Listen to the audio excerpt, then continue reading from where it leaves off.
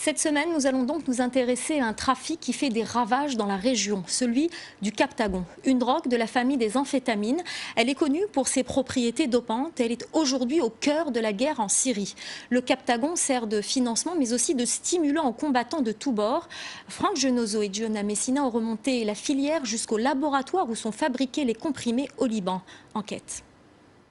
Sur les bords de la mer Rouge en Jordanie, la prise est d'une ampleur inédite pour la brigade des stupes. Je pense que la drogue se trouve dans la carrosserie.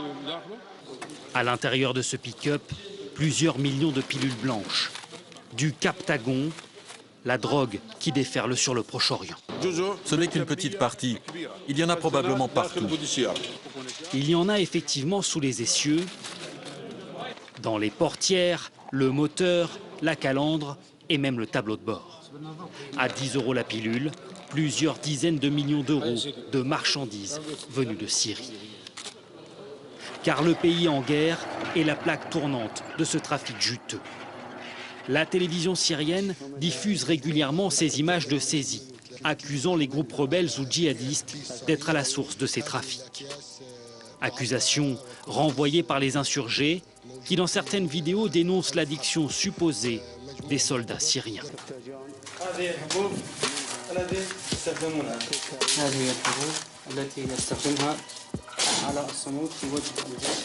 Prisé des combattants de tous bords pour ses vertus euphorisantes, source de financement essentiel pour les insurgés en Syrie. Le Captagon est le phénomène qui inquiète désormais jusqu'au plus haut niveau des autorités sanitaires mondiales. La drogue a deux objectifs. Un, soutenir le moral des combattants. Et deux, vendre ces pilules pour gagner de l'argent et financer l'achat de nouvelles armes. Pourquoi le Captagon a-t-il à ce point envahi le champ de bataille syrien? Ce dérivé d'amphétamine n'est pourtant pas une drogue récente. Il a même longtemps été vendu en pharmacie, y compris en France, apprécié des sportifs en quête de dopage ou des travailleurs de nuit, avant d'être retiré du marché dans les années 80, trop addictif. Pour comprendre les effets de cette drogue, nous avons rendez-vous dans cette clinique située à Amman, en Jordanie.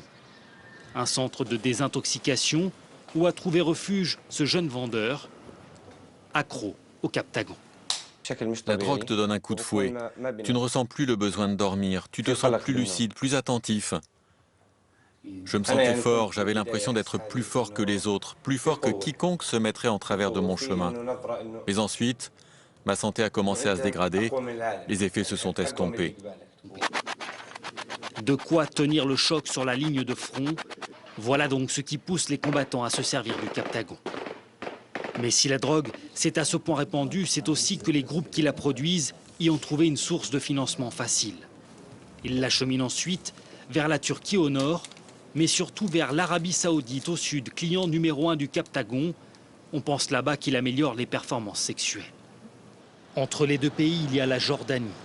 À Amman, dans les locaux de la brigade antidrogue, voici la pièce où sont stockées les saisies récentes. Les étagères en sont pour l'essentiel occupées par ces sacs. Ici, c'est du Captagon. Et dans ces sacs, juste ici, encore du Captagon.